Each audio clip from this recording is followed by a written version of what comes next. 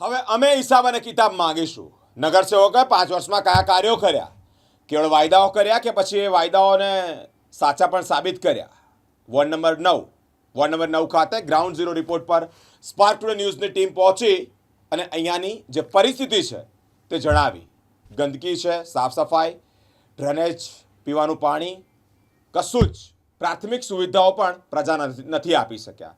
Ward number 9 કેટલીક ground zero રિપોર્ટની reality આવી છે સામે. આવો જોઈએ. મારો વિસ્તાર છે ન્યૂ અલકાપુરી અને પેલેસ ગ્રીન લાઈફ સોસાયટી છે આનંદ હોસ્પિટલની અંદર ગલીમાં.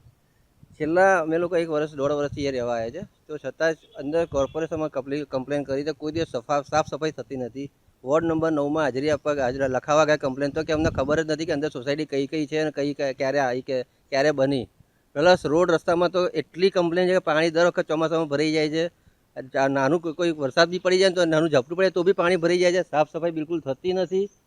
કમ્પ્લેન કરવા જાય તો કચરો વાળી જાય, પછી કચરો લેવા માટે કોઈ નથી આવતું. દર વખતે એ જ પ્રોબ્લેમ થાય છે. વોર્ડ નંબર 9માં તો પર્સનલી જઈને આવ્યો, પછી ઓનલાઈન કમ્પ્લેન કરીએ તારે એ આગળ મચ્છર થાય સાફ સફાઈ કરવા માટે આવે છે.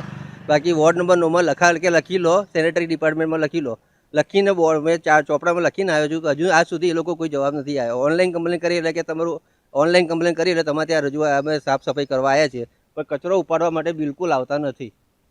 શું નામ છે આપનું? મયુર શાહ. હું ન્યૂ અલકાપુરી નારાની પ્રેસિડન્ટ છું, સોસાયટીની. અમે લગભગ 2019થી અહીંયા અમારી જે ન્યૂ અલકાપુરીમાં અમે જે રહીએ છીએ એમાં જે ગાર્ડન જે ગાર્ડનની બાજુમાં જે અમારો રળિયાત આગળ જે રસ્તો છે એ રસ્તાની અંદર પણ અહીંના દબાણો છે, અને જે ઇલેક્ટ્રિકના થાંભલા પણ દબાણો કર્યા છે. રોડ રસ્તામાં કોઈ ચોમાસાની પાણીનું જે ગટર લાઈન કરીએ ને એનું પણ કોઈ નિકાલ નથી, અને અવારનવાર ઝાડ પડે છે. અને અમે આખા ન્યૂ અલકાપુરીવાળા સોસાયટી ગાર્ડનની અંદર જવા માટે પણ સિનિયર સિટીઝનોને ખૂબ જ મુશ્કેલી પડે છે.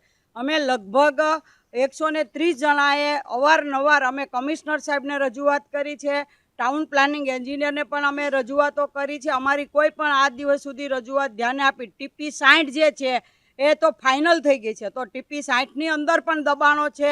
અહીંયા આગળ જે કોર્પોરેશનનો જે પાર્કિંગ માટેનો જે રસ્તો છે એ પણ અહીંયા અમારો રસ્તો આજ દિવસ સુધી કોઈ ખુલ્લો કરવામાં નથી આવ્યો.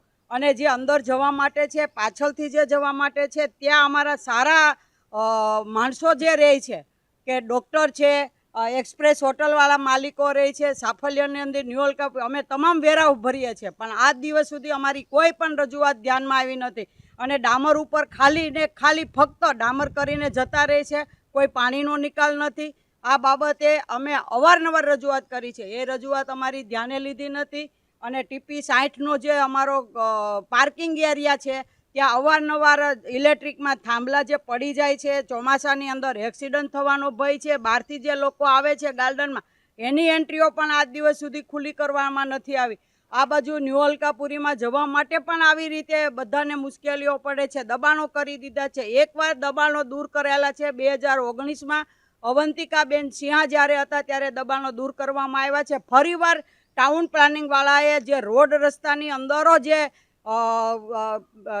ઓલામાં લે છે, પરમિશનો મેળવે છે, તો એ એકાબીજા મળી જઈ અને એ પરમિશનો આપી દે છે.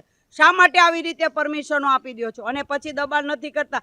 આગળ સાફલ્યની અંદર ન્યૂ અલકાપુરી અંદર જવા માટે પણ રોડ જે ટીપી 8નો રોડ જે છે એ 12 મીટર હતો, એમાંથી 9 મીટર કર્યો છે. અને આ જે અમારી અરજીઓ છે એ અરજીઓમાં અમે અવારનવાર અમે કીધેલું છે કમિશનર સાહેબને બધાને, અમારી રજૂઆત ધ્યાને લેવા નથી આવતા. અને અમે જ્યારે રજૂઆત કરવા આવીએ છીએ ત્યારે એમ કહે છે કે તમે તમારા સ્વાર્થ માટે અને તમે આ કરો છો.